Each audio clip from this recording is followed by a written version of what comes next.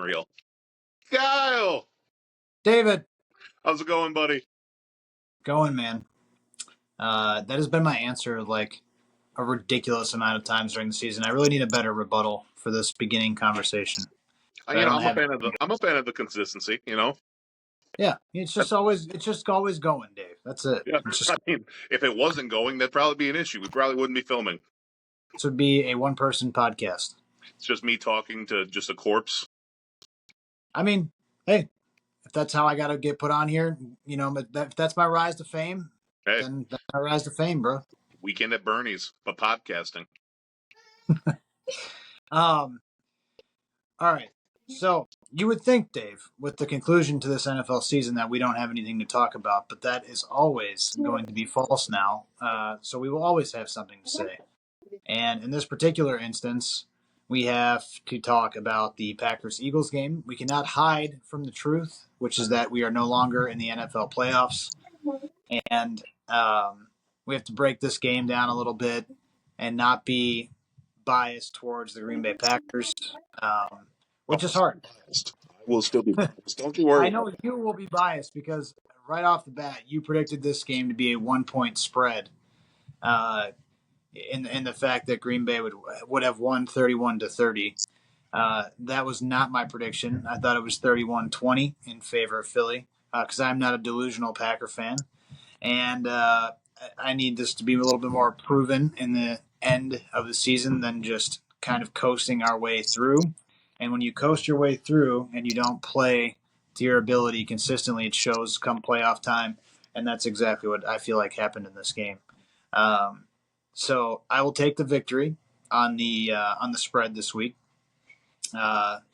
Ends up being, ends up being a 12-point spread instead of 11. So that's the second week, I think, actually, within 3 weeks that I've got a 1-point differential in the spread. The Vikings game was also a 1-point spread. It's a shame. Yeah. But you won, close. Kyle, but at what cost? Exactly. Yeah. What did it cost? Everything, right? The old Thanos meme. Thanos? Yeah. What do you call Thanos? Sorry. Yeah, I'm not like deep into the Marvel universe. I know of him. The old Thanos. He's being a real Thanehole. Sorry for mispronouncing it. Either way, yes, it cost everything, Dave. This Eagles game was frustrating, and obviously we have formed a habit now of texting each other during the games, if not watching them together. So I think this is it's a tough one for a lot of reasons. One, because the hype and the possibilities of us going into Philadelphia and smacking the Eagles.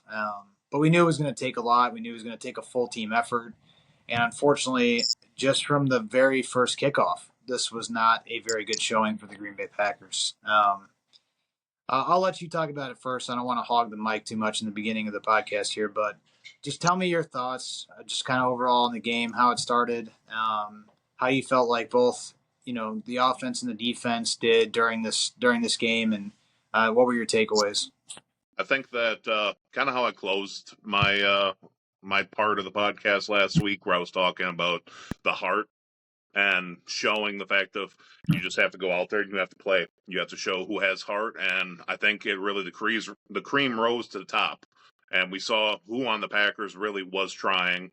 Basically, our defense was very, very consistent, and even without being with some of our best players, we went out there and we held the Eagles to 22 points. Granted, Saquon did end up taking that dive where they could have probably got up to 29 on us, but I feel like the Eagles also got away with a few penalties, but I'm not going to go into it. I'm not going to go into ticky-tacky things, because that's always an excuse. You're never going to have a perfect game. There's never going to be perfect calls across. The only thing I would say about that game that made me mad with the officiating was that opening kickoff fumble. I think that it showed clear possession for the Packers.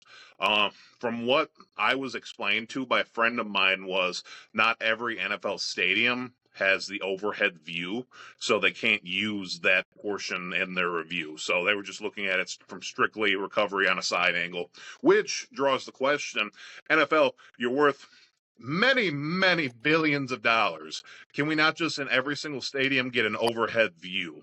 I'm not a man that knows much about camera work and angles and such, but I think that we do have the money and the resources that in a playoff game, we should be able to tell when a man clearly recovers the ball and is holding it and it gets ripped out of his arms. Well, while he's being touched. And I guess you could also argue that it was a helmet to helmet hit, even from the get go. Ironically, it was Oren Burks, our former third round pick. So that pick helped us immensely.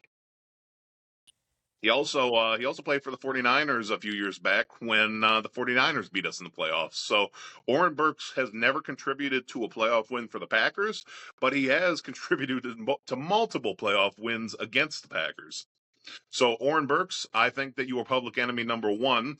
We're not friends. We will never be friends. If I catch you in an alley, I probably won't say anything to you because you still are an NFL player who I imagine is pretty jacked.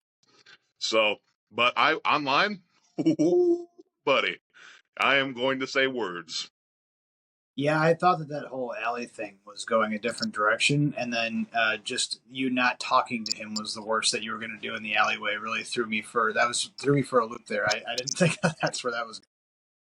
I was laughing, guys, that I do this to this guy or I do that. It's like, no, these are still the most jacked human beings on the planet. Like, probably not going to say much to you. And honestly, we're not even Philly fans, so it's not like I'm going to call him the C word if you've seen that video.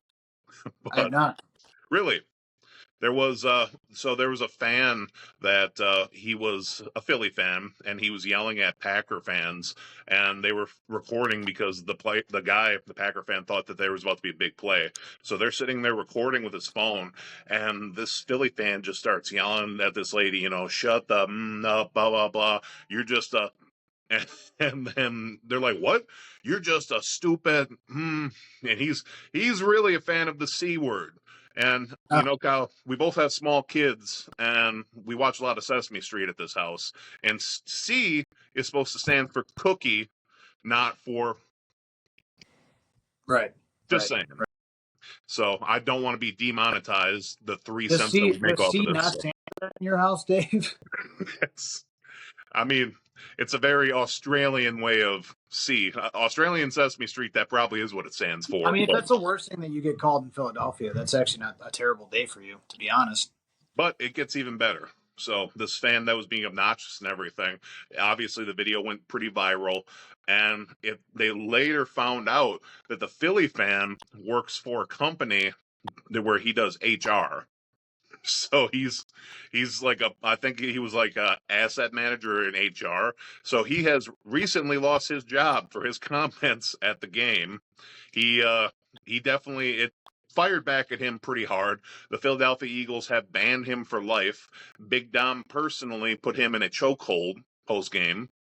And yeah, so they ended up. It was ironic too. So the Philly fans sent like a bunch of Packers merch to the lady that was called all these terrible things to be calling a woman, and it was just pretty funny. I mean, it's a consolation prize, I guess. Hey, we beat your team. Here's a hat of your team that we just beat. Sorry, our fans are terrible human beings, and most of Philadelphia in general is full of drug addicts and Philly cheesesteaks. So, Philadelphia, you're a terrible place. I think that you're full of terrible humans. I hope that somebody from Philly ultimately sees this to know I do not think you are good people. Kevin Hart's not that funny. The best thing to come out of Philadelphia is Big J Okerson, and I stand by that. I'm not going to stand with you on the Kevin Hart's not funny thing. I gotta get off that train right there. But yeah, I'm definitely surprised that there wasn't like half the stadium just zombified, like their streets would be outside of the stadium just by heroin and other drugs and tents like that have just like made their way into the stadium somewhere, where it's like Dirty Mike and the boys are camping out near the pretzel stand. Like you can just never predict these kind of things with different stadiums. It's kind of like the Saints preparation in the freezer. Like what are we doing? Like what are we doing? Like yeah, we should have. Weird things happen when we played the Green Bay. For us as Packers to prepare for Philadelphia, we should have just injected ourselves with Trank and ate nothing but Philly cheesesteaks for a whole month. Yeah, like, what? I mean, what's the worst that happens at a Packer game, Dave? You know, like somebody hits somebody in a hit and run, drunk driving in the parking lot. You know what I mean? Like seems viable to me. They might offer you like a brat as like some kind of makeup for hitting your car. So like, I mean, like, you might have a damaged car, but you came away with a bratwurst. I mean, like, what's the worst that could happen? I actually have looked into this. So what they also do for the state of Wisconsin is they give you a coupon to get out of one DUI as well. So you bank up a couple of those, you're good to go. Yeah, that's true. Get It's pulled like the over, get out of Monopoly. DUI free. Yeah. Um. Yeah. So circling back to Pack the Eagles, I don't know if you felt this way or not, Dave, but I felt like from the opening kickoff, I felt like that opening fumble, regardless of the ruling or whatever, you can't fumble the football there, right? Like if we're just looking past the ruling on the fumble recovery, and we're looking at the actual play itself, you cannot fumble the football in an opening kickoff in a game this big. Like, it's just too much. It's too big of a swing in momentum right away, when we could go down and punch you in the mouth to now have Philly on the brink of scoring in the first 10 seconds of the game. Like, that's just like, it doesn't do us any good. It's a complete loss of momentum. It's a kick, it's a kick in the gut, essentially right off the bat, because now we're having to make up ground already against a very good offense. Yeah. And so that was just a complete momentum turner right off the bat. And I just don't feel like we ever recovered from that, ever. Like, the entire game, I feel like we never bounced back from that opening kickoff. And listen, to separate it for a second, yes, did I think I saw a clear recovery on the kick, like just like everybody else? Yes. But I also think here's the tough precedent that not a lot of people are thinking of is like, until those overheads are like a common thing for every stadium in the NFL, like, I think some of these calls still have to be made on the premise that, like, the entire NFL has been calling these fumble recoveries a certain way for years, right? Like, these guys are just like gritting it at the bottom of these piles, digging for the football. Who knows how many times somebody actually recovers a fumble clearly at the bottom of that pile, and then it just gets yanked away from them by some bigger dude or stronger guy at the bottom of this pile. Like, it's been that way for years. Like, all the fans understand that. If you play football, you understand that. So like, it's not like some like bias against the Green Bay Packers. I think it's just the precedent in the NFL right now is just like, hey man, like, when we uncover this pile, we see who has the ball. Like, that's what we're going with. Like, we're not going with anything else. Like, I don't care if I see 4 clear recoveries on the camera. Like, whoever has this ball when I, as the ref, uncover this pile is like who's coming away with it. Period. Like, and that's how it's been. And so until the NFL goes a different direction with that, that's the way that they're going to have to. It's the way it's going to have to stay, or they're going to have to change that precedent for every single team in the NFL. And I just don't think that's how it works. And so, like, I don't know if that's a terrible take or not, but that's how I felt about it personally. Is just like, we've been doing this a certain way, and yeah, they probably saw it on the camera, but like, again, are we going to change that? For the next game after that, and the next game after that? Like, no, they're not. So probably something that they'll come back to after the season, I would assume. And there's been a lot of things over the years that have been things that have been put in place by the ending of a Packer game or something that's happened in a Packer game. But we're like, i.e., replacement refs and all kinds of crazy stuff, right? That's happened over the years. But I think that it's just one of those things that you just got to accept. You got to take on the chin right off the bat, and that one hurt. The mistakes, just too much, man. Like we talked about getting off to a quick start in this game, and some of what we had done prior to the Minnesota week a few weeks back was we started games very, very quickly. Even in Seattle, we went in there and just shut them up right away, punched them in the mouth. And I was like, all right, cool. Like, we can do that to everybody. The Saints game in Lambeau, I was like, all right, cool. Like, we're going to come out and we're going to punch people in the mouth. Like, that is what we should be doing. And unfortunately, in this game, we get off to a 10-0 deficit where the defense is actually playing pretty well through 2 quarters, but just too many mistakes. We had lost. We were -3 in the turnover category right off the bat, by halftime. And so, like, that's a tough thing, man. Like, the defense obviously is playing great if they only have 10 points on the board at half. But, like, man, oh man, like, you cannot turn the ball over 3 times. You got to put points on the board, and then you have a missed field goal on top of it. I'm not going to blame McManus. Like, I mean, yes, ultimately it's his fault, but he had been so consistent over the course of the season that I was willing to give that one up. I was willing to say that's okay. You know what? It's fine. Like, we haven't earned it in this game anyway. That's kind of par for the course for the team energy right now. And let's just go into the second half and have a better second half. I was cool with calling it like that. Like, just like, hey, 10-0 is fine. If you told me we're down 10-0 to the Eagles at half, like in this game beforehand, I would have been like, that's a winnable game. That is a winnable football game for us. And then we come out, we put points on the board, 10-3, and I'm like, all right, it's a one-score game. And, then this is where it just becomes too much. And we end up getting down 16-3 in the third quarter off Goddard just pretty much just abusing Valentine for 20 straight yards down the field, just jabbing him in the face until he gets into the end zone. And again, just like momentum play for Philadelphia takes the wind out of the sails for Green Bay, and we're kind of back to the drawing board. And then from there on, even though it was only a 2-score football game, because they missed the extra point, so it was 16-3. Like, it just felt like the Packers were in too much of a rush.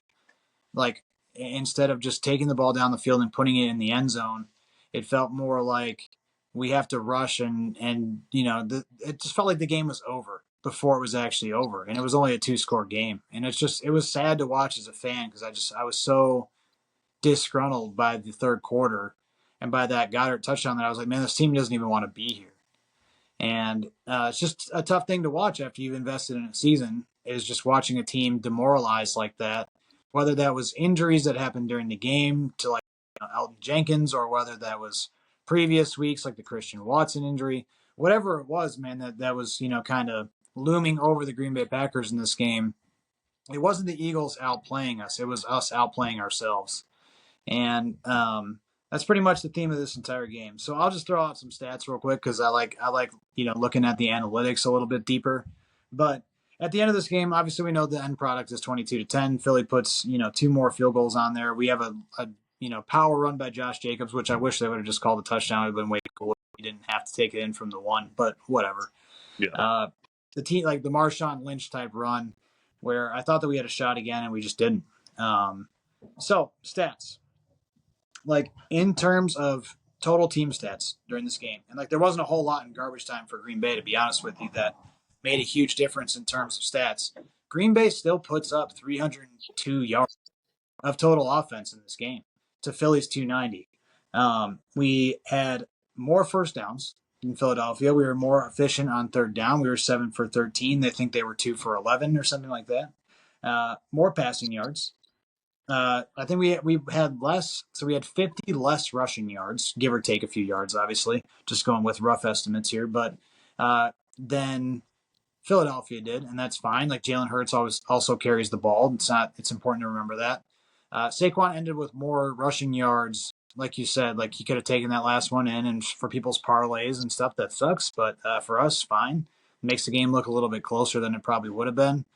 But nonetheless, running back play, we weren't outplayed like I thought we would have been. I thought Saquon would have had a crazy day, if I'm being honest, just given our D-line and some of the struggles we've had there. So if you told me, again, at the beginning of this game that Saquon is going to have the Eagles are going to total 50 more rushing yards than Green Bay, I'd be like, that seems like it's in our favor, to be honest with you. But four turtles, Dave. Those pesky turtles. Yeah, those turtles will get you. 4 total turnovers in this game. And, 4 lost turnovers, 3 interceptions and a fumble.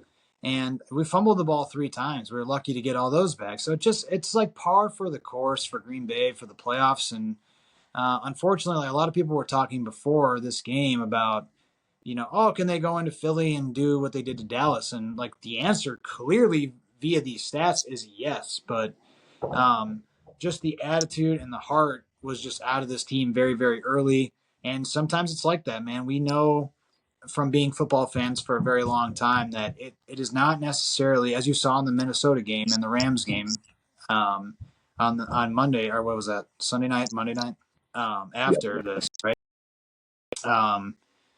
it is not necessarily the best team in terms of record. It is who comes and who shows up to play in the playoffs. And who are you going to get? If you get the Packers team that just lost to the Chicago Bears and looked like they were just completely deflated, then that's going to be a problem for you in the playoffs. If you get the Packers that came out and shut out the Saints and smacked Seattle in Seattle, I think we'd easily beat Philly.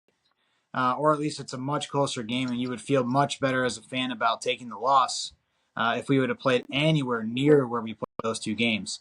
But unfortunately, we did not. We played like we played the Bears, and we got smacked in the mouth. But and it's just sad. It's just sad to have that be the end of the season, because then you watch a young team like the Rams. I compare us to the Rams a lot. In terms of young talent and some of the things that we have going for us, right? Because I don't know if it's still stat holds true or not, but we were the two youngest teams in the NFL for a very long time.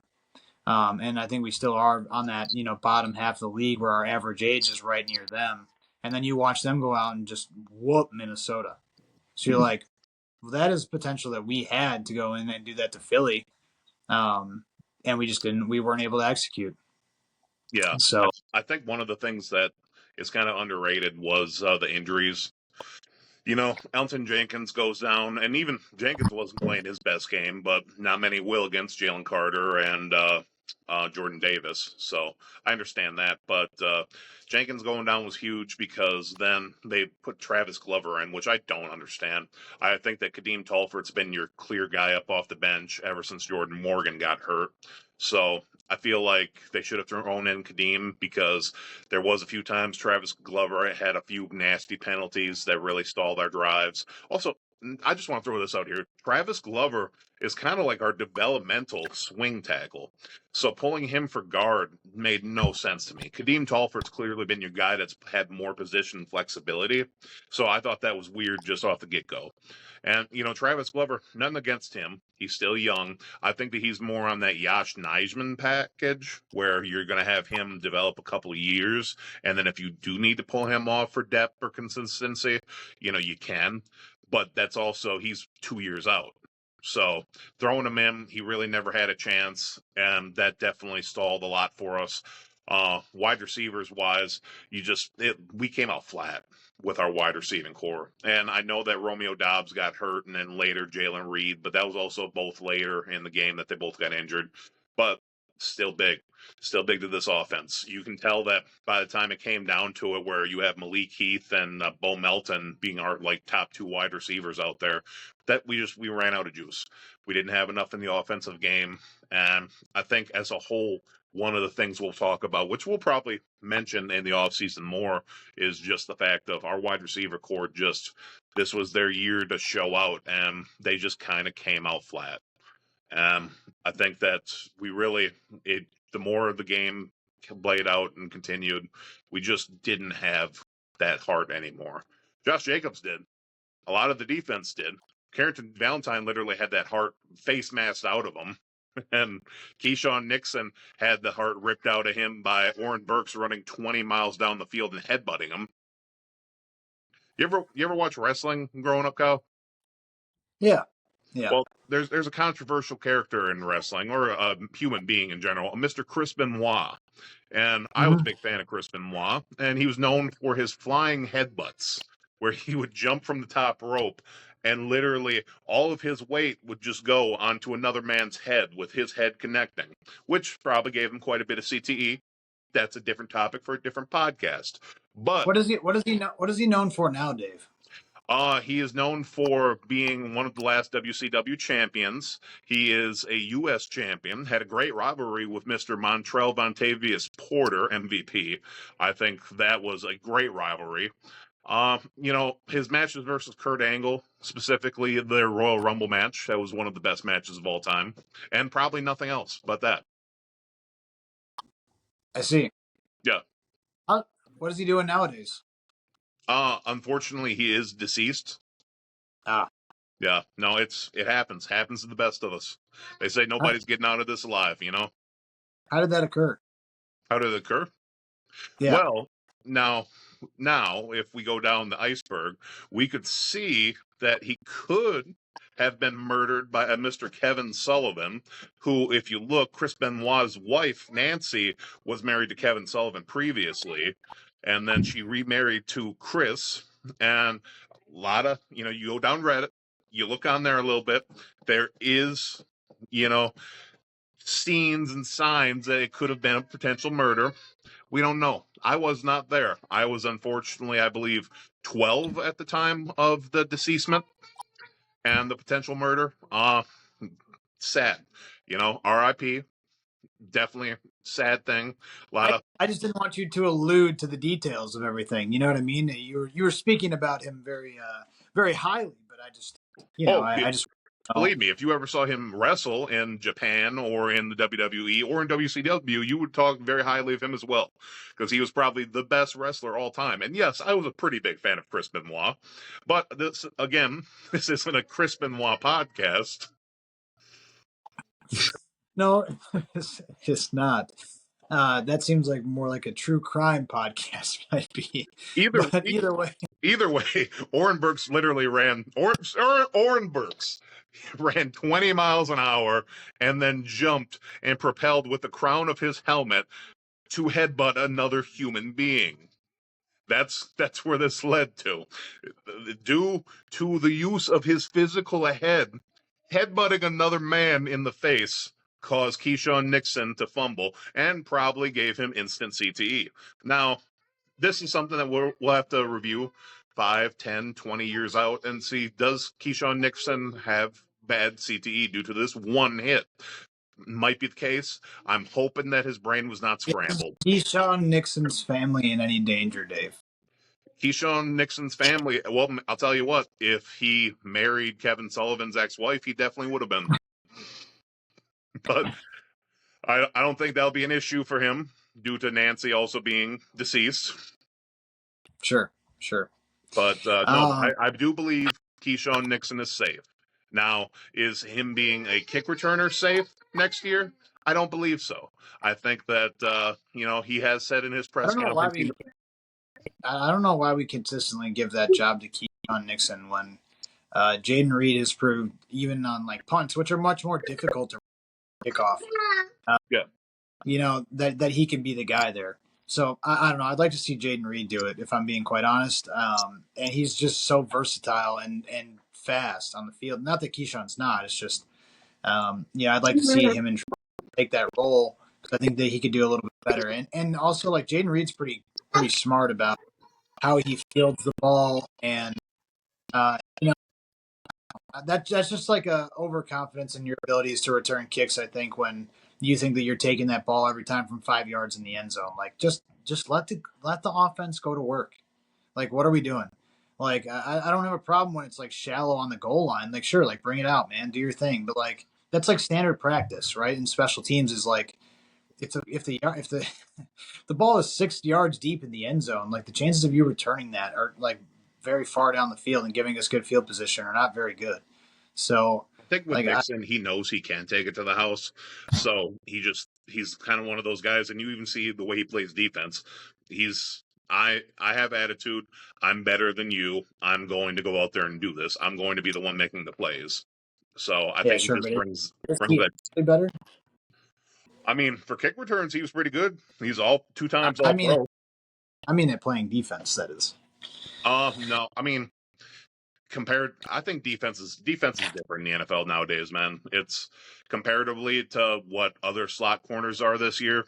He's top 10, and that's kind of crazy when you think about it. And I think that says a lot about the modern NFL, where it's so directed to offense. I think that Keyshawn's one of those players that I think he missed the train when he was born. He probably would have been a lot better player back in the day, where he really could have laid down the wood. But, I mean, he's a starter. I think that he goes to a lot of teams and he starts. He's not a number 1 cornerback by any means, and I think that's one of the things the Packers are going to have to address later in the draft this year. But no, yeah. We kind of got off track here, though. Ultimately, I think turnovers, the injuries, just the overall heart, They weren't showing what they needed to show, and it's sad because I'm seeing all these negative fans already coming out of the woodwork, and they're, oh, we need to get rid of Jordan Love. He played terrible. Yeah, he didn't play great. I don't think anybody's debating that. Oh, Matt LaFleur's showing he can't win big games. You know who also showed that he couldn't win big games? Andy Reid, until he had Patrick Mahomes come out and then just miraculously won 3 Super Bowls, being an amazing coach. There's a stat that I saw the other day, and I should have written it down actually, or screenshotted it and sent it to you. But there is a stat out there that is comparing Brett Favre's second year starting to Jordan Love's second year starting.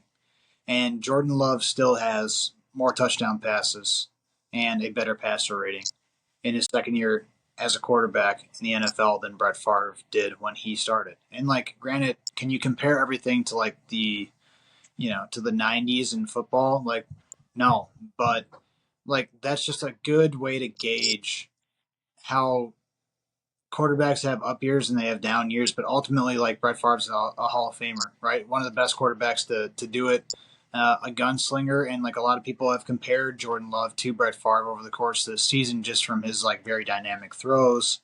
And we know that he can be great. He showed that against Dallas last year. Like if he was not tried and tested before the Dallas game in Dallas last year, like that was the game that like I think that really opened my eyes as a fan. And I was like, all right, I'm invested.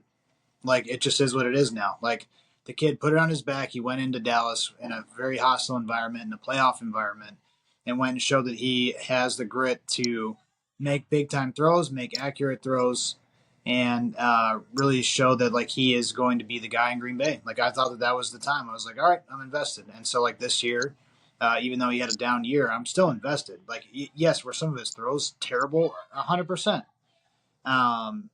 It's 3 interceptions, and the one is in garbage time, which I understand.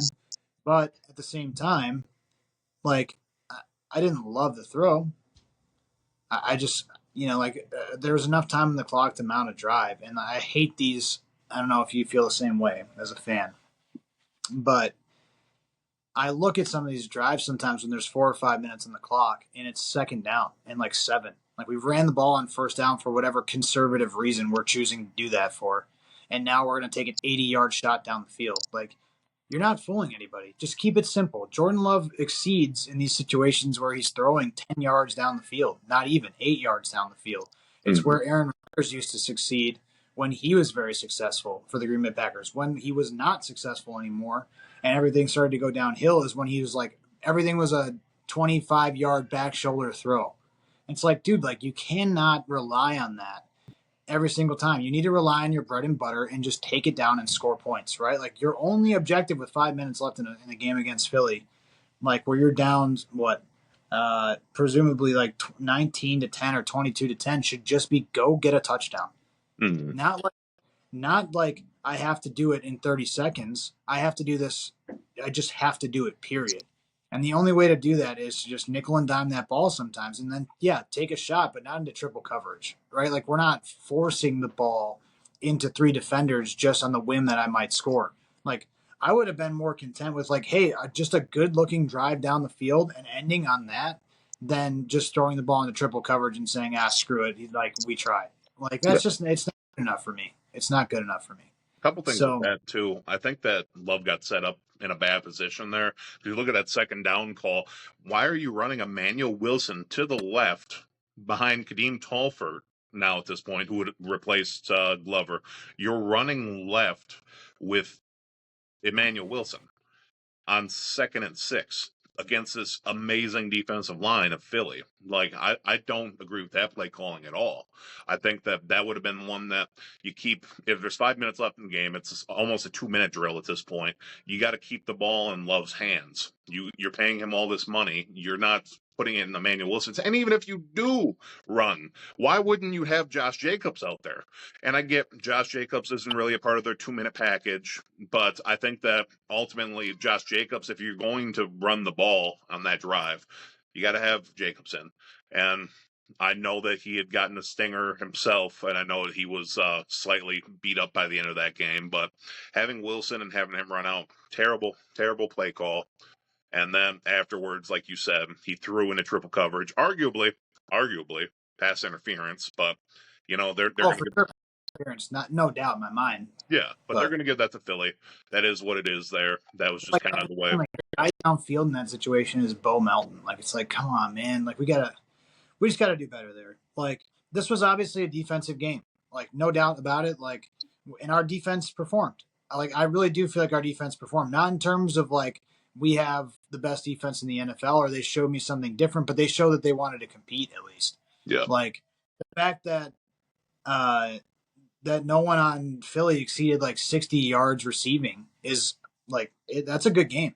Like they have some very talented receivers in Devontae Smith and AJ Brown, even Saquon out of the backfield. Like I would have again like there's a lot of stats during this where I was like, man, if you would have told me this before the game, I would have think that we won. Yeah. Just unfortunate that we couldn't produce anything on the other side of the ball to go put this one away. And unfortunately, like I think Jaden Reed topped out on the offensive side of the ball at 46 yards. That's where we were at, and no one exceeded that. Like, you're just not going to win games like that, man. You're just not going to win games like that, no matter what, unless Josh Jacobs goes off for like 250 and 3 touchdowns. And even in that case, like if that would have happened, we would have still lost this game. So you need something, man. You need something on the other side of the ball. One of the craziest stats about this game, if you look at, and this was something that I saw, I didn't write it down either, and pretty wild. AJ Brown had more pages read of his self-help book than he did yards. He had like 10 yards. He read like 15 pages of his self-help book out there, which has now become a #1 seller on Amazon. Go ahead and if you're a fan of self-help books, go check it out. It's good enough for AJ Brown. It's good enough for me. Yeah. I listen. I'm gonna touch on this very briefly. Like, read your books, man. Who cares? Like, at that point, like, who cares?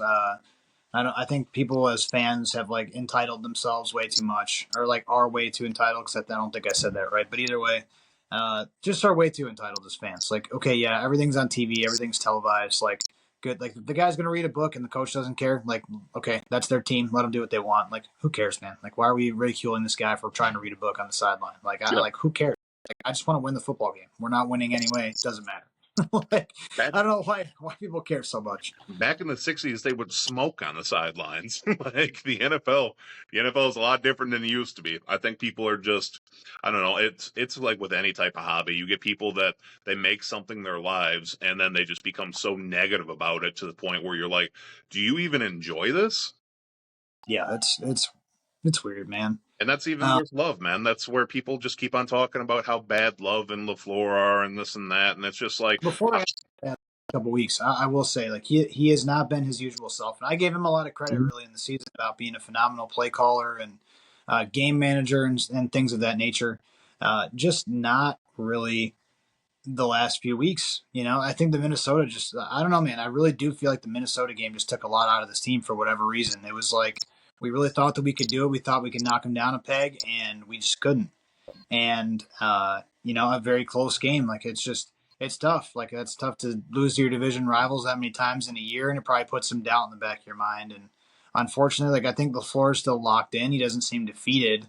It's just, unfortunate that this season ended up the way that it is. He's not going anywhere, like, he's not suddenly going to be the coach of somewhere else, or then he's not going to get interviewed, or like, there's not controversy in Green Bay. He's definitely the coach. Like, there's no doubt there.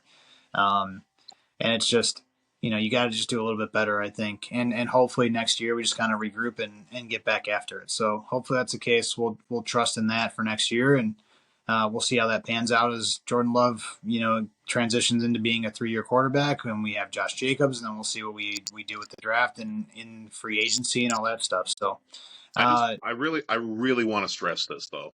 And every fan needs to look at this and think, Joe Flacco won a Super Bowl. Trent Dilfer won a Super Bowl.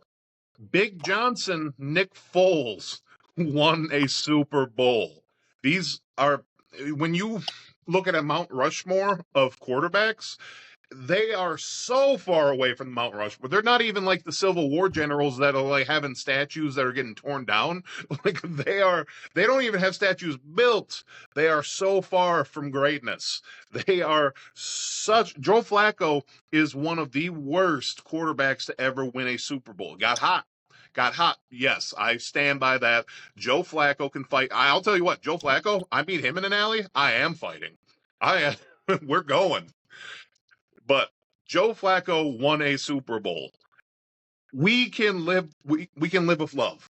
We can win with love. You just have to build a team around him.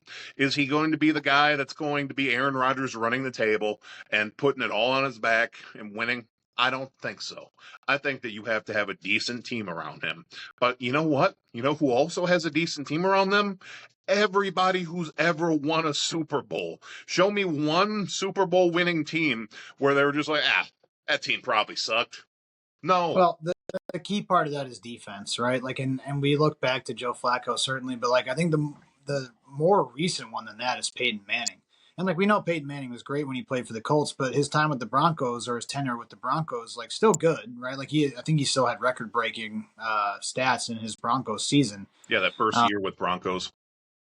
But like either way, like when they went to the Super Bowl and they played Carolina, like that was a defensive battle more than it was offensive. Like Peyton did not play well, but like guess what? Who did? Von Miller and everybody else on the Broncos defense, right? So like, yeah, like ultimately it's about who's hot and when, and like who's going to stand the test of time and make the run. And unfortunately, Green Bay just couldn't do that this year. I mean, Peyton Manning literally couldn't throw a ball more than 3 yards. He on that last drive, they edited this out, and I don't know why. He actually went with a walker, and he showed up to take the snap. The man couldn't even stand up straight anymore. He couldn't feel his fingers. The man he was damn near paralyzed, and he won a Super Bowl. I've never seen it. Yeah, I'm going to get off that topic. We could go on and on about that. And we obviously have a few other things to get to here. Number one, I just added this in. I didn't even think about this beforehand, but I was just mentioning coaching, and it came across my mind. And this whole spiel about LaFleur and he's the guy in Green Bay. Like, have you seen these rumors about Hafley interviewing with the Jets? They're requesting to interview Jeff Hafley. Yeah, that's actually been confirmed. He is interviewing with the Jets. Why would he even take an interview from the New York Jets? Why would you not take an interview for a head coaching gig? You're a first-year defensive coordinator in the NFL with the. Well, I mean, it's not his first NFL team, I guess. So, like, I guess that changes things. But like, we just changed the culture of defense in Green Bay, and now we have a guy who is working very well in that system, and we're just going to give him up just like that. So, Kyle, you're a police officer, correct? That is correct. I don't think I've ever mentioned that on this podcast, but thanks for putting me out there, buddy. Oh, I didn't know that was a hidden thing about you. I literally could just Google your name and it would pop up. But I think that you're a pretty good one. And I think that if all of a sudden you got an interview tomorrow to be the chief of police in Milwaukee, would you take that interview? Oh God, Milwaukee's a dumpster fire. I would never take that interview. Okay, let's say Kenosha. Let's say any great opportunity that you could get. Would you take it? Something that you think would, a detective, let's say any type of spot that would be a dream position for you. It pops up tomorrow. Would you take an interview for it? Yeah, I mean, it depends, right? Like, it's all relative. It's like, is that his dream position? I mean, obviously, if he's interviewing for it, it's of interest to him, which is just, it breaks my heart, man. Like, I've looked at this defense and I've thought, like, man, what a cool improvement they made this year, even with less talented players. Like, I feel like strongly like the defense is not in the place that it needs to be to win a championship, yet we performed like at a level far beyond what our capabilities should be this season. And so, like, with more pieces, I was very happy to see this defense continue to progress. Like, the pieces that we've added, even just me now watching games weekly, like watching guys like Evan Williams and Edgerrin Cooper, like I am so excited about what that holds for the Green Bay Packers in the future. Like, I love watching McKinney play. Like, and Air when he's healthy. Like them putting it all together would be awesome. And we've obviously talked about issues with the defense and stuff in the past that like need to be improved upon. But like there's a lot of potential to do that in the draft this year. So I was like, man, like this defense might be very good next year if we are able to do some things in the offseason. And so I just like losing that piece of the coaching position to me is just like such a huge blow for an organization that has defensive struggles. And it's like, if you're giving that up, like, man, oh man, like I don't know where they go from there then. I mean, to be fair, I don't think they lose Jeff Hafley. I don't think that he ends up getting this job with the Jets. Maybe it's one of those things where 2-3 years from now he completely rebuilds. We get even better on defense, and then he keeps on going for head coaching gigs. I mean, it could just be a situation that he's even taking this just to see what a head coaching interview would be like what's expected, what's the credentials you have to bring, and you just almost prepare for it. You just see an opportunity. You're trying to get better because maybe this could be something realistically for me down the line. I don't blame him for taking it. I mean, heck, if the Jets sent me an interview to be their head coach, I'd take it.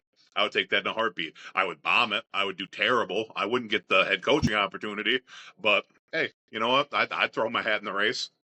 Well, I hope that's the only reason that he's taking it is just to, like interview for the head coaching position and see what like that would be like. I think it'd be a huge blow, and I'd be very upset as a Packer fan if we were to lose him after such a like what to me even in an unsuccessful defensive year, like making progress forward where you're making leaps even in a first year in a coaching position as to like the defensive statistics and where you end up as a whole as a defense, like that's a huge blow. So I would not like to see that happen, especially in the Jets. What is it with the Jets and loving Packers so much? Leave us alone.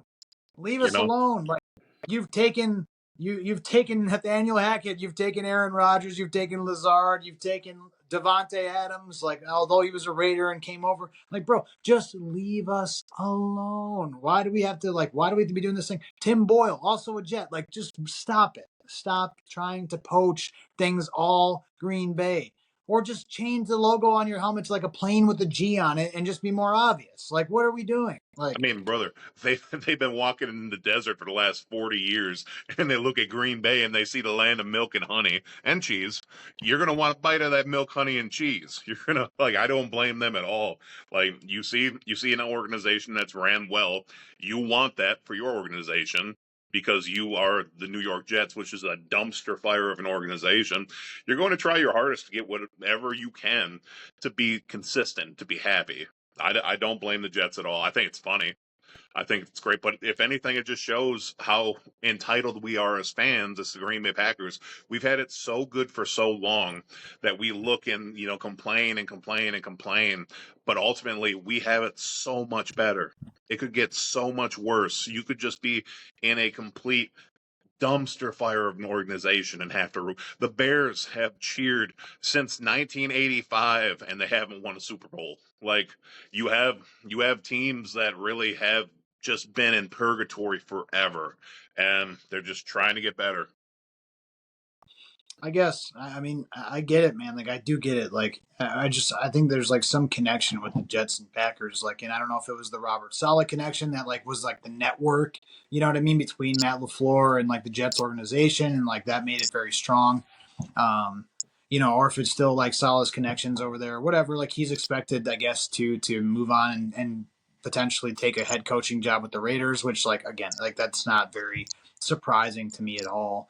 Mm. I think Saleh like we talked about this when the Jets were making all their moves this season, but like I do not think that Saleh was the issue in New No, York. I think it was a good thing that they ousted, which is just more hysterical to me at this point. Like you took your good head coach and were like, no, it's his fault, and like shunned him and like sent him off. And it was like, all right, well, like that's cool, but now like he's just going to get a job somewhere else. He's a good head coach and he's a good leader. Like that was very clear on Hard Knocks. Like so I don't know what they were thinking there or what that organization is doing, but hopefully they figure it out, and hopefully it's not with Jeff Hafley, and that's where I'll end on that. All right, yeah, two things that kind of combine here into this next thing, which is that Jair Alexander. There's been a lot of immediate, like as soon as the game ended, like stuff like talking about Jair Alexander. Will he be a Packer, and what's going to happen? And is he really injured? And all these other things, man. We talked about this, a couple weeks back, and we thought maybe, yeah, like he's being saved for the playoffs, and that was not the case. And it seems like Matt LaFleur is not invested in calling Jair one of his leaders, which again, like a lot of people look into things way more than needs to be looked into. But Matt's very excited on various podcasts and stuff already that he's done about Josh Jacobs, Jordan Love's potential, the potential that some of the offensive guys had. Edgerrin Cooper saying that he's really stepped up and filled some shoes there and is a leader and a very big part of the defense. With that being said, I'm going to give a hot take here. I'm just going to jump into what I have to say, and then you can, kind of Stephen A. me on whatever. But here's how I see it, man. I think Jair is leverage in this offseason. And I think that teams are out there looking for a top tier corner. And Jair, no doubt, everything aside, is one of the best in the game when he is healthy. 110%. But I think if I'm a Packer, admin at this point, if I'm making decisions this offseason, I am looking to acquire somebody, if not more than one person, for Jair. Mm-hmm. And I see that as an opportunity to go get a wide receiver. I see that as an opportunity to get an edge. I see that as an opportunity, to fill some kind of vacancy on this team where we need it. And those are the only two positions that I can tell you, aside from maybe another cornerback who, I'm not sure I'd go corner for corner in this trade. I don't think that's what I'm looking for if I'm the Packers. I think I'm going to the draft for that. I want somebody that is going to be able to start day one now. I don't have to worry about, are they going to be ready in a year or two? Or is this person truly tested when it comes to the end? Like, none of that. Like, I want a person who can play now, who can start week one versus whoever next year. I know the schedule is out, but I'm just putting it out there.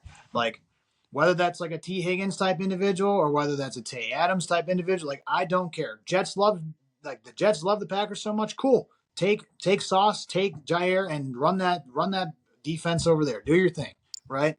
But as for like our players, like, we need to put somebody on the field now that can produce if we're going to do a deal like this. And he's just too much of a liability as a Packer, I think, for injury, number one. And number two, like, if we're talking overall as a player, like, there is absolutely an attitude that you have to bring to the field every week. Jair, his seatbelt. I love the seatbelt. I love the trash talk a lot of the times. Okay. As a person who used to talk a lot of trash on the field and stuff like that, I love it. But he also has done some very questionable things in the game where he can't turn that off for a second. Like the late hits and the smack talking to coaches. And like the Texans game is bad, dude. Like, it was pretty bad. Like, and it showed. Mm-hmm. And like, obviously there was a lot of stuff with Stephon Diggs beforehand and like whatever, right? Like, I get that. I'm not saying that like you have to turn that off. Like, but like when that whistle blows, man, like shut that off for a minute, or like, like say what you got to say and move along. Like, this isn't sideline conversation. This isn't to provoke penalties or to hurt the team. Like, because he's done that a lot over the years where it's like, hey man, like, you're taking it to a level a little bit that like you're going to get flagged for here. And like, it's going to end up just extending their drive and they're going to go score points. Like, just be mature about it a little bit, right? Like, have some sense of like when to turn that on and when to turn it off. Like, that you're a professional in this sport, like, you have to. And so for those two reasons, the injuries and like the inability to like shut his mouth at times and cost the team, I think that he is somebody that I would see them trading away this offseason. And I hope this deal gets done because I really do see him as good leverage to get somebody important in Green Bay. Okay. I will Stephen A. Smith you on that one because I don't think that anybody trades for Jair at this point. And in the NFL, you don't trade for players that are injury prone. I can't think of one trade that's ever happened where a guy has missed as many games as Jair has, and then another team trades, good capital, whether it be for a player, whether it be what I see happening is Jair is going to, be talked to. They're going to ask him to reduce his contract numbers, take a pay cut. He's not going to want to take said pay cut. The Green Bay Packers are going to cut him and save $7 million on the cap this year. And then I would like to congratulate Jair from there because next year he will be playing for the Minnesota Vikings. He will start every single game. He will start every single game, and he will win Comeback Player of the Year. And we will look back and we will say, why couldn't he have done that for us? And him and Justin Jefferson are going to be shaken up. They're going to do their little thing. They're going to be best friends, Kyle. There will be no more dugging on each other. There will be no dugging off. They will just be BFFs. Honestly, Justin Jefferson might even pick him up at the airport. I believe it's a gritty, Dave. Gritty, Dougie. Do I look like somebody who knows the dance moves? You should know the difference between the Dougie and a gritty, Dave. All right. Well, at least you know that. You're a big man. I assume that like you don't move quite as fast as Justin Jefferson when he's across the field there. But you should know the difference. All right. If you knew the Jared Allen celebration, you got to know the gritty. Well, I can do the Jared Allen though. I look like somebody who eats quite a bit and then throws up my hands. That's not hard. And unfortunately, is that what you were envisioning as a soup bowl? That's what I was thinking. Yeah, he was cooking up a sack soup. But I unfortunately was never taught how to Dougie, and I was never taught how to gritty or stanky leg, or I can't stand on my head and do a straight, like EQ, not EQ, Sure. Amon Ra. No, unfortunately, all of those dance moves have missed me.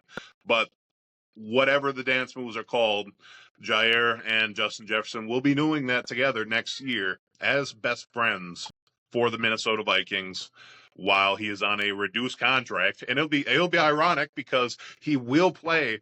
His cap number will be exactly what the Green Bay Packers offered him. It's just that he won't want to take the pay cut. So he will go over to Minnesota. He will win Comeback Player of the Year. He will play every single game. And me and you will look back and say, Jair, why couldn't you do that for us, Jair? And it's going to be a sad day. We will lament it, but that is exactly how it's going to play out. There will be no trade of Jair. There will be no capital in return. There will be nothing but sadness and him grittying over Romeo Dobbs or Jaden Reed or whoever we bring in. That will be what will happen next year. I don't know. Get your skull cap ready, Jair. Right? Like, it is an interesting concept to think about so like if Jair was on the other side of the ball, right? Like, he's still a top tier corner when he's healthy. Like, who do the Packers have that could compete with him? You know what I mean? At the wide receiver position. Like, yeah, maybe you get a Jaden Reed open or like every now and again on something across the field or, maybe a Christian Watson could go up and make a catch occasionally over him. But really, I don't think that you have anybody on the Packers offense right now at the wide receiver position aside from Doubs. And I still believe in Dontavian Wicks. I don't know why they don't use him more. Because he can't catch the ball. Yeah, but you got to put him on the field, man. I get it. It's a pretty big deal, though. I mean, that is very, very important to the receiving there's one game. Step, right? There's one step to being a receiver. Like, just catch it. Like that is it. There are no more steps. And Dobbs, or not Dobbs, Wicks is one of the best players in the NFL for creating separation, and he just cannot catch the ball. And still young. Maybe he's still. I just think that we have to defeat that. Like, well, he can't catch the ball. Like, okay, well, like, I'd rather have a receiver that's out there creating separation that looks good and can't catch the ball at the end of the day than like a guy that's just getting like clamped as soon as he gets on the field. Like, that's a problem. Yeah. So, well, you got to give your guys a chance. Next year, we're going to be seeing plenty of clamping while we play Minnesota from Jair. Here's the thing.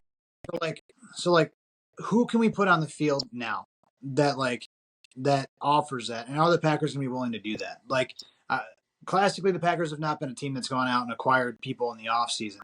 But, like, they have to. Like, there's no way that they don't see a need for a wide receiver, at the very least, right? Like, you don't know what Christian Watson's recovery timeline is. Is this the last game as a Packer? Is it not? Like, how does this all shape up with time, with recovery? Like, that's a big loss to your offense. So, like, now I have a wide receiver vacancy, at the very least, right? Like, where, like, I think that this might open the door. And there's been a lot of people that are speculating, oh, Devontae Adams back to the Packers. Like, listen.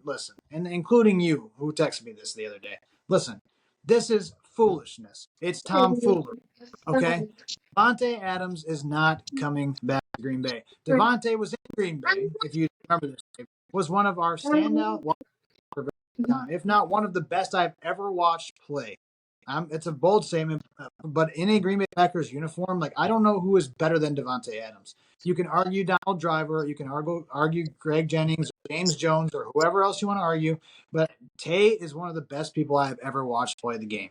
Okay, and like while I have all love for him and like him, I do not want him back in a Packers uniform at all. I think it is egregious to think that Davante Adams is going to come back to the Green Bay Packers suddenly and want less money, is going to somehow work with our staff, is going to not want to come back. I don't want his toxicity in the locker room around a bunch of guys who are going to be newer here.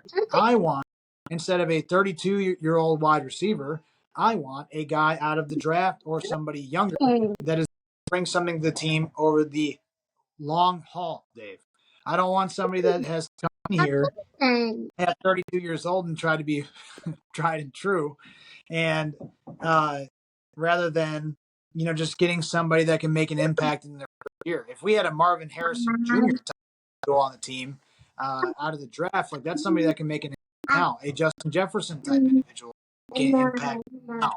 T. Higgins, he could make an impact now. He could be your number one wide receiver. He's not in the organization he's in now, but T. Higgins had a 3-touchdown game this year and is still very, very good. So, like, there are guys out there that you can go and acquire, but, like, I don't want to see 17 again in a Packers jersey. And there's nothing against Davante personally. It's just about the long game. You have Jordan Love there now. Like, you didn't want to play with him before. So don't try to buy. Like, I'm not buying that you want to play with him now.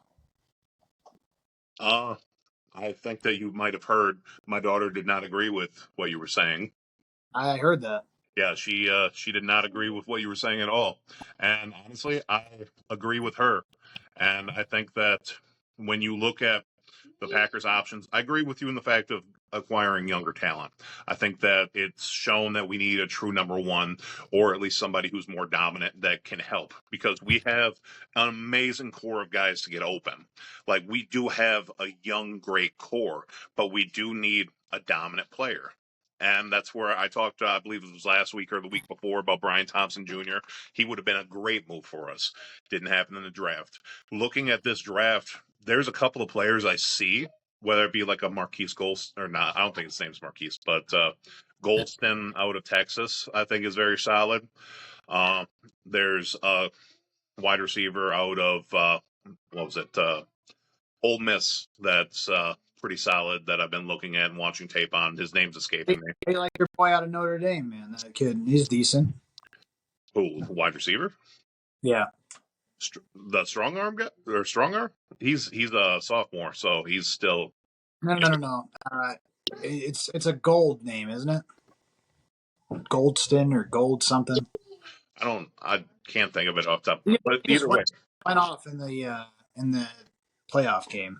But honestly, as much as I hate to say this, if I'm getting a wide receiver in this draft class that I think could be a true number one and go out and help us, it'd be the kid from Ohio State. That Amuka or Amikma. I don't know names. I'm still so early in the watching tape that I haven't got these guys' names tattooed in my head yet. But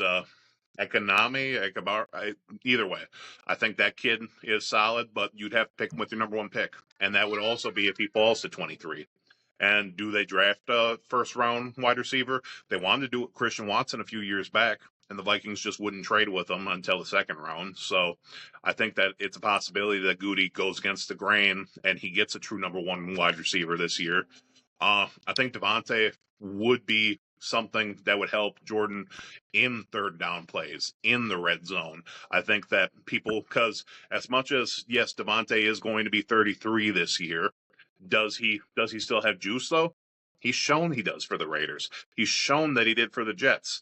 He's not your number one, or he's not like your number one like he was with the Packers, but you go there and come to Green Bay, you're going to have people pay attention to him still. He's still going to get open on those critical downs. And even if he does get covered and doesn't get open, then you have Jaden Reed. Then you have Romeo Dobbs. Then you have Wicks. I think that just Devontae being there in that room would automatically add to our offense. And that's the cheaper route. I think T. Higgins is great. T. Higgins is one of the best wide receivers in this league. But T. Higgins is also going to be costing $27 million to $30 million a year. And when you're looking at salary cap wise, I don't see them busting out the bank for T. Higgins. And T. Higgins could still get franchise tagged.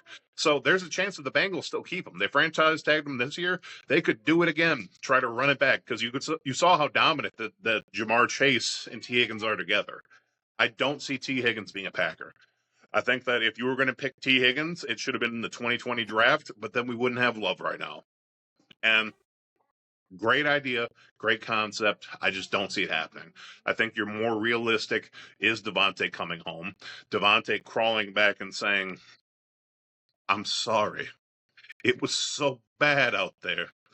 I'm sorry for what I did. Please. And you know what? I'm going to welcome Devontae Adams back with open arms. I'm going to say, get my boy a drink. Make him merry.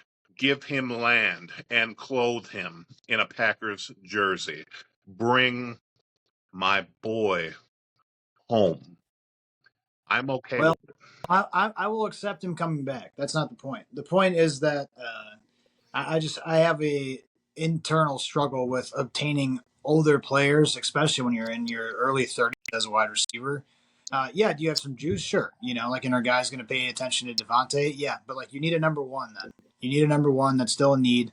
And I hope that he goes against the grain and gets a wide receiver. I hope to God that it happens. I don't know, man. Like, there are two picks that would really make me a happy Packer fan this offseason. And one is a number one wide receiver in the first round, and the other is Jack Sawyer. And I don't, either one, man, I'm totally cool with. Those are my dream picks. Doesn't mean it's going to happen, but we will talk draft more in the following weeks.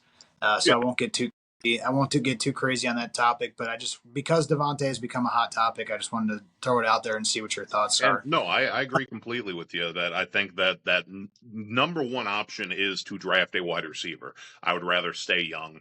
But if you're going to bring in an outside body, if you're telling me I got to choose between T. Higgins making 27 million versus Devontae taking 10 to 12, I'm going to go the Devontae route just because I feel like you can pick up so much more than or extend your players that are going to need extensions coming up. Your Zach Tom's going to need to get paid here soon. Rasheed Walker is going to have to get paid. There's players that need that money where you're looking at $27 million a year for T. Higgins. Does T. Higgins make our offense? Is he the one player that pushes us far enough that we win the Super Bowl? I think not. I think that he helps, but I don't care if think it's that's it. else, but we just need it. Like, the point is that we need a true number one. Oh, I like, agree. and that makes all the difference. Yeah. That makes the difference to me. Like, pieces that you add, of course. Like, we always know that. And there's stuff that can happen during the season and trade deadline stuff, like, that can always add pieces that, if you're really making a run by next year, let's say like we're a one loss team come trade deadline, like, yeah, like now it's time to like make the push, make the deals, like put all the money and the cards on the table and say, like, this is the year. We're going to push through Detroit. We're going to push through Minnesota. If we're cutting through them like butter, then sure, like, make the run, pay the people, and get it done, right? Like, to bring the championship home, bring the trophy home back to Lambeau Field, but and make Titletown back what it's supposed to be. But it's just tough, man. It's just a tough one. Without that, it makes it very tough because Dobbs is great, man, and like Dobbs is definitely like your go-to guy. But Christian he's in a tough spot right now, man. You got to make up for that. You got to make up for that heavy. All right. So I have one last thing planned for today. We ran a little long. That's okay. So let's talk the remainder of the playoffs. So don't give me too much credit, but we made our picks for the week last week. I went 5-1 out of 6 picks. It's not too bad. I don't know what your final record was, but obviously it's not like mine. But either way, let's pick for. I have a nice little chart here. No one can see it, but I have a chart here for my picks for the weekend games, and then for the championship games, and ultimately for the Super Bowl. So why don't you show us the chart, Kyle? You have a camera. Seeing as it's sloppy, Dave. It's on a piece of paper. Yeah, it's not great. I'm not going to disclose my answers to you. Okay, that's a nice chart. I like that chart. Thank you. So I have my picks for everything here, and we'll just kind of see where we end up in the grand scheme of things here. So, Dave, yeah, the Saturday games this week are in the AFC, and they are Ravens versus Bills and Chiefs versus Texans. Give me your Ravens v Bills pick. I think that this is a different Baltimore, and King Henry is going to do whatever he can to get his ring. I see Josh Allen going out there playing just his game, going out there and being dominant, but I don't see them like matching what Lamar Jackson and King Henry are going to do. Give me the Baltimore Ravens. I won't give an exact score. I don't think that us breaking down. No exact score, just wins and losses. Give me the Ravens. Ravens over Bills. All right, who do you got for Chiefs Texans? Chiefs, obviously. I don't even got to talk about that. Chiefs. All right. And then the Sunday game, or the Sunday games, excuse me, NFC games, Lions v Commanders. It's a tough one, Dave. Go ahead. Give me the Lions. Pride Nation. They're going out there. They're going to be extra pridey. You're going to think it's the month of June. All right. And then Eagles v Rams. Eagles v Rams. Give me the Eagles. Saquon Barkley is very dominant. I think that Hurts is, granted, he didn't play a good game against Green Bay. I think that he goes out and he plays a lot better versus the Rams. And then on top of that, too, the Rams killed the Vikings because of their pass rush. You know who has a lot better offensive line? Philly. So it's a bad matchup for the Rams. Give me the Philadelphia Eagles. All righty, now let's stay on that exact same topic. Lions v Eagles for the NFC Championship. What do you got? Give me the Eagles. I'm at the point where I think that the Lions are good, but ultimately, too many injuries. It's going to be hard for them to overcome it. I think that a lot of people are going to be disappointed because Lions have kind of become America's team this year. I love that they're going to try to bite as many kneecaps as they can, but Saquon Barkley has very, very hard kneecaps, and I don't think you can bite through those bad boys. All right, and then Ravens v Chiefs for the AFC Championship. Ravens v Chiefs. Give me Lamar Jackson finally overcoming the Chiefs, slaying them, and going to his first Super Bowl. I think that the Ravens are going to play a special brand of ball. I think the NFL is going to do whatever they can to have the Chiefs win because the three-peat's great. Taylor Swift is great. You know, everything for, their storylines. They're going to try. But I think that Derrick Henry is going to overcome the refs. Lamar is going to overcome the refs and give me Lamar Jackson, Derrick Henry, and the Ravens going to the Super Bowl. All right, and then you had a lot of passion there for Baltimore. Are you keeping that narrative for the Super Bowl matchup versus the Eagles? It's going to be amazing.